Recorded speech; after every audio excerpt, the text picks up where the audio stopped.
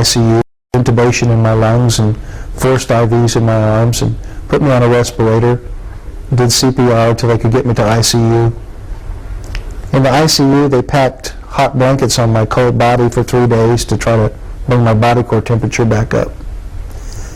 I don't have any recollection of being in the hospital. I do remember being where I was for 3 days and nights. I vividly remember that. And that's what I wanted to share with you.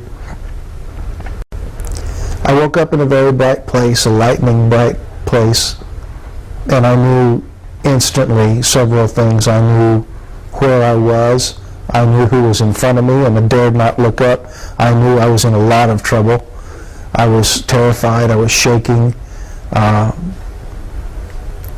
I could see myself as God sees me. I knew he could see through me like I was glass. Of course, he always could.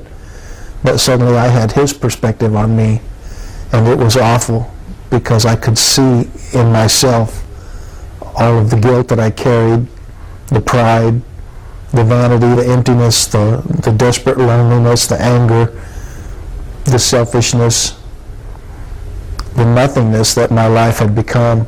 And I knew that life was over for me, and I knew that I was before God. And this terrified me because I knew from my upbringing that you're judged and then you go to hell or heaven. But I didn't anticipate that for me. For about, this is difficult to say, for about the first 2/3 of the time as time goes by on earth, of course there's no time there, so I'm judging by what happened on earth. For about the 2/3 of the time, I would say I was on my face and experiencing from their perspective what I had done to others on earth, whether it was fear, intimidation, neglect, sarcasm, harsh criticism, coarse jokes, ridicule. I saw their faces and I felt what I had put them through at that point, and I was made to feel everything. And it all came at once, and it continued like what seemed forever until I was a sobbing mess and begging this to stop. I knew I couldn't put the blame anywhere. I couldn't shift it to somebody else. There was nobody else there. I knew it was all on my shoulders, that I was responsible, and that whatever judgment I got would be fair. And I fully anticipated hell for me. And I agreed with God that that would be fair in my case. I had finally come to agreement with God about something. I begged it to stop, and I said, please stop. I can't stand this anymore. I can't take anymore. I get it. I understand. And I'm sorry. I'm really and truly sorry. And at that point it did stop, and the remorse and the anguish kind of drifted away, and I became calm in my spirit, and I heard a voice say to me, you have not fulfilled your purpose here. And I said, what was my purpose? It was like a knee-jerk reaction. It was like I didn't really think about it. But I did want to know. I was curious. I didn't have a clue. I truly didn't have a clue how to live, what life was about, what it was to be a man, or what my goals or purpose could have been. So I said, what was my purpose? And this voice said to me, the same as every man. You were put on the earth to take care of the earth.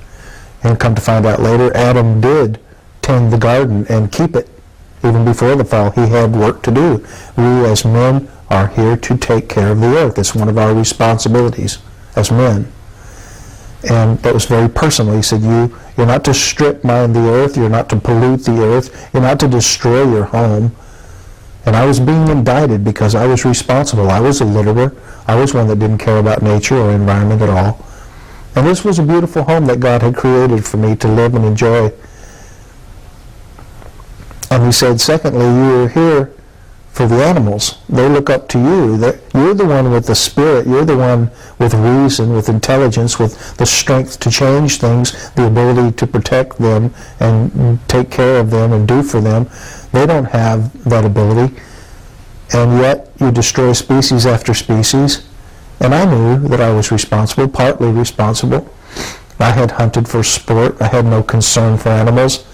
I never showed any compassion for animals. I didn't have any compassion for animals or men. And he said, thirdly, and most importantly, you're here for each other. And you, this imperative, you, I sent to be part of the answer. You've just been part of the problem. And I couldn't do anything with that because it was on my shoulders. And I was just grieving over it. But this faded away too, and he began to try to teach me. He began to start like a fresh beginning to teach me, and why I didn't understand at the time. But I couldn't get it. It's like a professor trying to illustrate geometry to a 2-year-old. No matter how fine a teacher he might be, the 2-year-old's not going to get it. And that's what I was, and I couldn't understand any of the concepts that came at me. I still wouldn't look up. I couldn't look up. I couldn't face him. The floor to my right, on the peripheral vision, I could see the floor opening up into a video. It looked to me like a video presentation from the top of the day that I was born. And I began to watch the day that I was born. He took me all the way back to square one. This was 1959 in Wharton, Texas. The doctor had on green gloves. I remember green gloves, and I kind of marveled at that. I'd never seen that in an operating room. It was an operating room. And he pulled my mother's face up to him, and she's in a lot of agony. They hadn't given her any painkillers because, as he said, you've hemorrhaged so much. You've lost so much blood, and I don't have any AB negative blood. I have none. If I take the baby cesarean, you're going to bleed to death, he told her.